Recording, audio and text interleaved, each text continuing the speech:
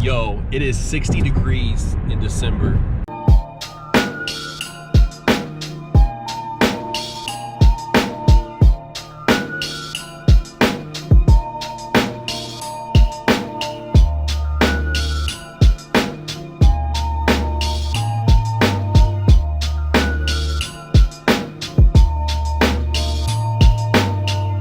YouTube, what is up?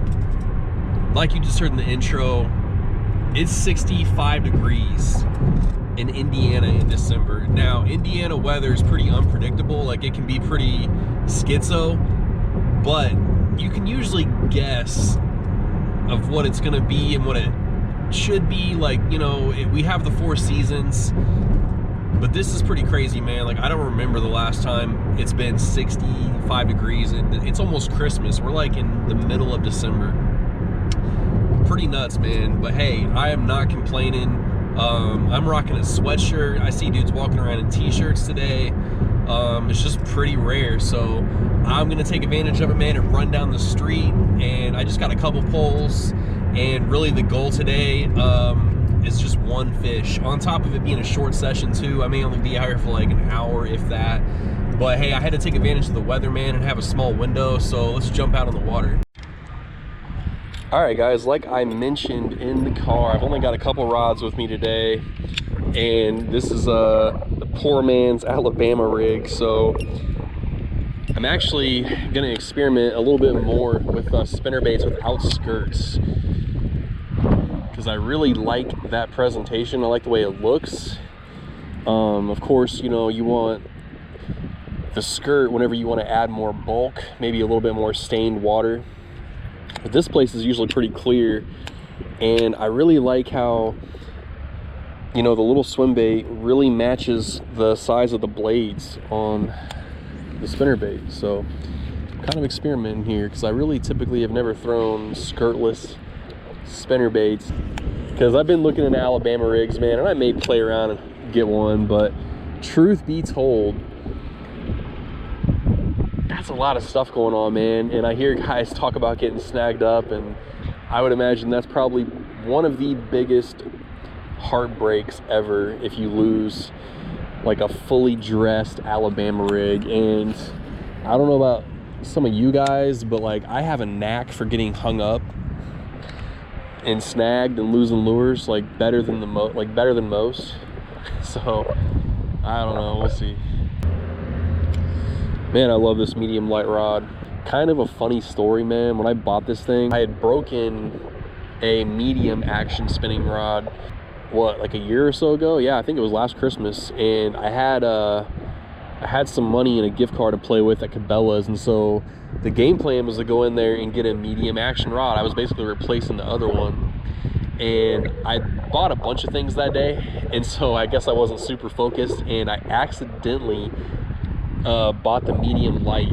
And so I got home and I was like, what the heck, man? I was kind of bummed about it, but you know, I was like reading a little bit about it and like, all right, what do dudes like using on the medium lights? And a lot of guys, man, will absolutely throw Ned rigs, drop shots, a lot of just really light lures all day long. And so I stuck with it and gave it a shot, man. I actually love it now, and I gotta say that if this one broke, I would replace it with another medium light.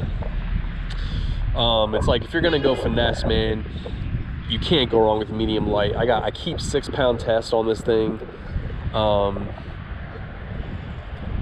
Fighting fish on it is like, it's the funnest rod that I have to fight bass on. I mean, you can eat, you know, I caught a catfish on this thing that was probably, I don't know, over 5 pounds, handled it no problem. And so you can catch big fish, man, and it's a lot of fun too, playing out the bigger fish with this rod.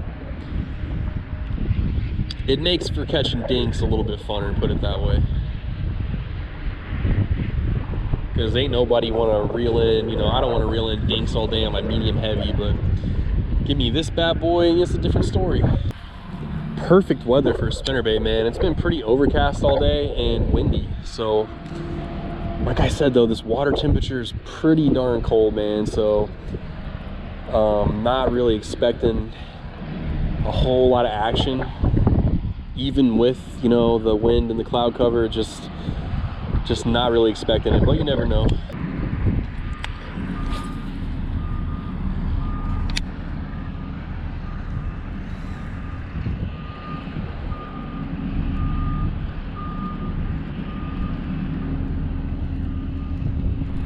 Oh boy. Oh yes, we got one. Dude, if this is a fish, man, this is heavy. Yes, sir. Dude, he absolutely smoked that bait, man. That was awesome.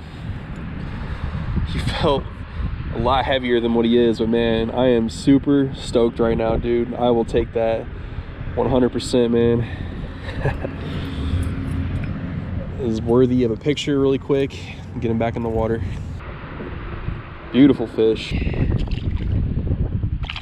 A little bit closer of a look, man. So like I said, this is a 1/4 ounce Jacob Wheeler accent spinnerbait. Got the gold, silver blade, both willow leaves, and I got it paired up with a Kitech Easy Shiner. I believe it's 4 inches. It's one of my favorite paddle tail swim baits. But man, to my surprise, he was pretty shallow, maybe like, I don't know, 5 to 7 feet off the bank, because I've been throwing deeper. But man, I just turned around and launched that thing down the bank and he smoked it. And I got this paired up today on this medium action rod. It's medium fast. And I really like the medium action for moving baits, really to let them get it nice and good and eat it, and so you're not pulling the bait, you know, away from the fish. But man, dude, I'm pumped up. That was pretty cool. Snag one more dude before we get out of here, man, on the Ned rig.